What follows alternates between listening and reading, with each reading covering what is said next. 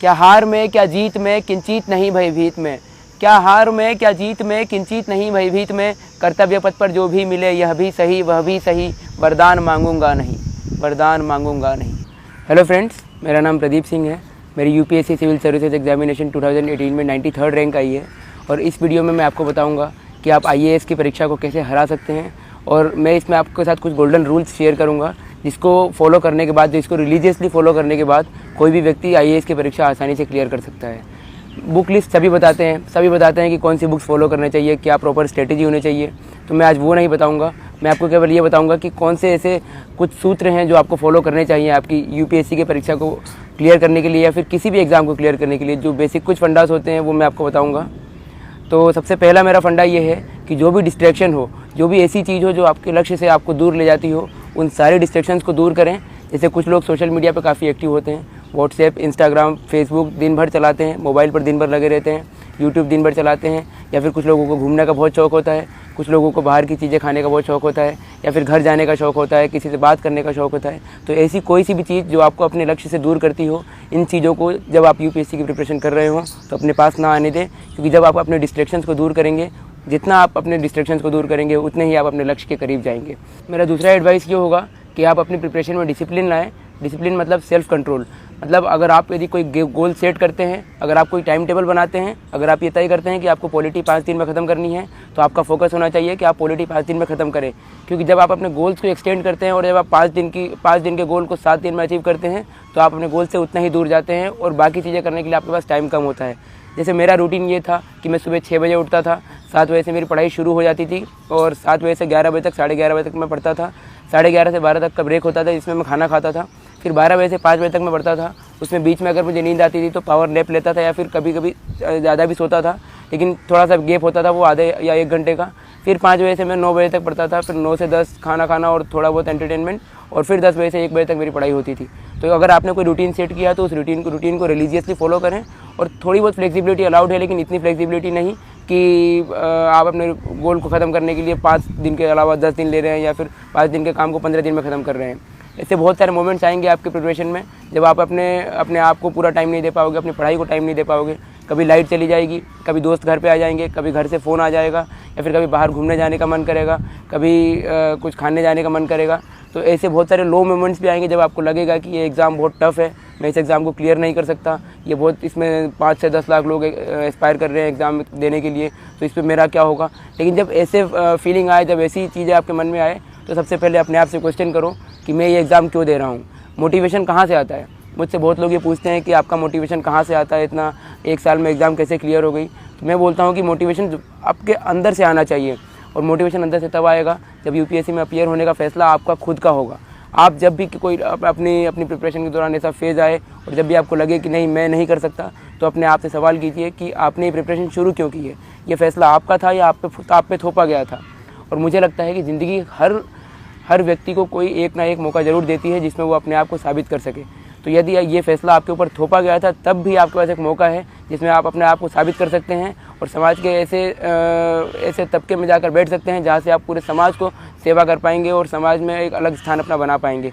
तो ज़िंदगी ने अगर आपको ये मौका दिया है, अगर आप प्रिपरेशन करने के लिए यहाँ आए हैं दिल्ली, या फिर आप घर से प्रिपरेशन कर रहे हैं, तो आपके पास ये बहुत शानदार मौका है जिसमें आप अपनी कैपेबिलिटीज़ को और अपने पोटेंशियल को और निखार पाएंगे और इस एग्ज़ाम को क्लियर करके दुनिया को ये बता पाएंगे कि आपका एक्चुअल पोटेंशियल क्या है। दुनिया में ऐसी कोई चीज़ बनी ही नहीं जिसे हासिल नहीं किया जा सकता।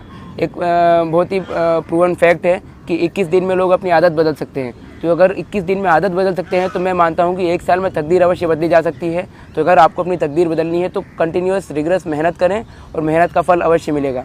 एक अप्रोच है तो है का मतलब ये कि अगर आपको सुबह उठना है तो उठना है, अगर आपको पढ़ना है तो पढ़ना है, अगर आपको अपनी बुक ख़त्म करनी है तो है, अगर आपको टेस्ट में अच्छे नंबर लाने हैं तो है का जो अप्रोच है कि अगर आपको करना है तो किसी भी तरह उस चीज़ को करना है।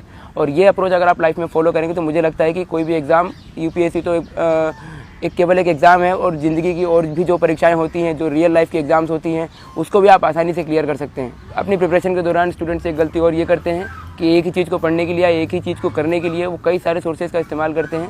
जैसे अगर पॉलिटी पढ़ना है तो वो पॉलिटी की एक बुक की जगह 3 या 4 बुक्स पढ़ेंगे।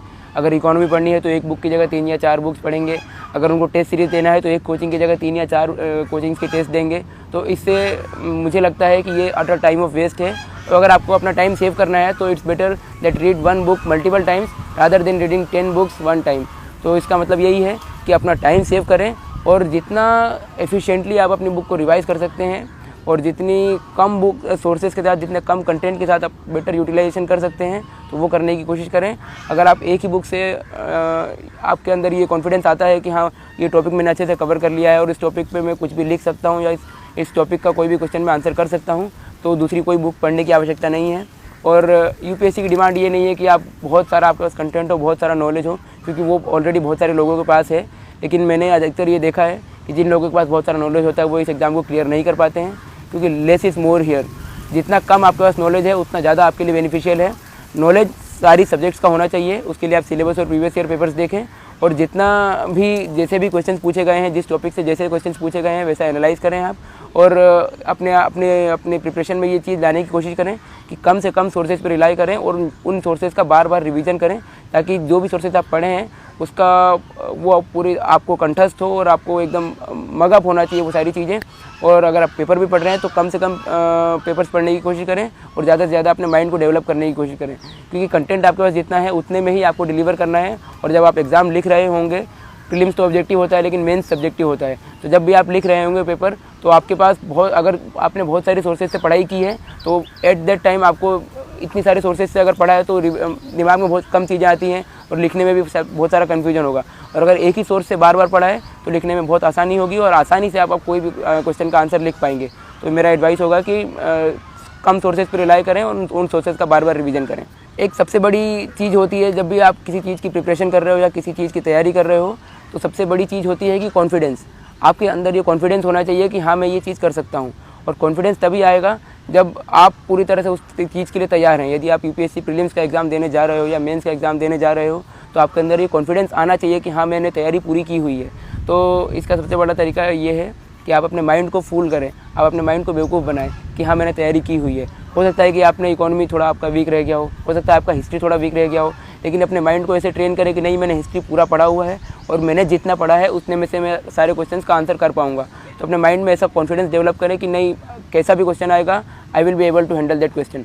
तो जब ये कॉन्फिडेंस आपके अंदर आएगा तो कैसा भी पेपर हो, तो अगर आप तुक्के भी मारेंगे तो आपके तुक्के भी सही जाएंगे, क्योंकि आपके अंदर कॉन्फिडेंस होगा और जितना कम नॉलेज होगा उस कम नॉलेज पे भी आप अपने आप को ज़्यादा डिलीवर कर पाएंगे। एक बहुत ही फेमस लाइन है जो मैंने सुनी थी कहीं कि मंजिल तो मिल ही जाएगी भटकते ही सही, गुमराह तो वो हैं जो घर से निकले ही नहीं। तो अगर आप घर से निकल गए हैं तो मंजिल ज़रूर मिलेगी आपको। ये ज़रूर है कि टाइम ज़्यादा लग सकता है या फिर ये भी हो सकता है कि कभी मंजिल पे पहुंचने के रास्ते में आपका रास्ता बदल जाए, क्योंकि हो सकता है कि कई बार 5 या 6 अटेम्प्ट देने के बाद भी एग्ज़ाम नहीं होता है क्लियर। लेकिन इसका मतलब ये नहीं है कि आपकी ज़िंदगी ख़त्म हो गई। ज़िंदगी यहाँ से शुरू होती है और ज़िंदगी का नया ट्रैक वहाँ से शुरू होता है।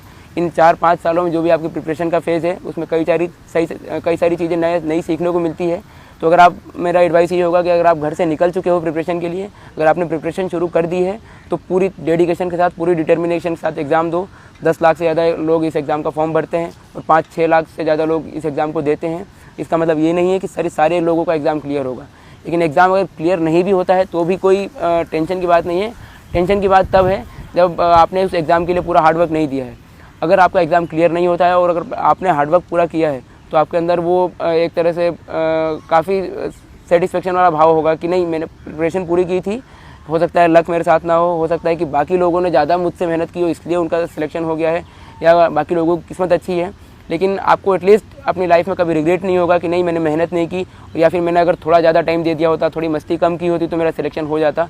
तो इसलिए पूरी तरह से आप अगर प्रिपरेशन में लग रहे हैं तो पूरा हार्डवर्क कीजिए, सारे डिस्ट्रैक्शंस को अवॉइड कीजिए, सारे मिथ्स को अवॉइड कीजिए और पूरी तरह से इस प्रिपरेशन में लगिए, ताकि बाद में आपको लाइफ में कभी ये रिग्रेट ना हो कि मैं थोड़ा बहुत और हार्ड वर्क कर सकता था, मैं थोड़ा बहुत और टाइम सेव कर सकता था, मैं अगर मूवी देखने नहीं जाता, मैं अगर यूट्यूब नहीं चलाता, मैं सोशल मीडिया पे ज़्यादा एक्टिव नहीं होता और मैं दोस्तों से बातचीत अगर कम रखता अपने प्रिपरेशन के दौरान, मैं ज़्यादा अगर सोशल एनवायरनमेंट में नहीं जाता और अपने प्रिपरेशन के टाइम पे बिल्कुल लोन वोल्फ की तरह अगर प्रिपरेशन करता तो मेरा हो जाता। अगर ये भाव अगर आपके बाद में आपको आएगा तो पूरी लाइफ भर आपका रिग्रेट होगा।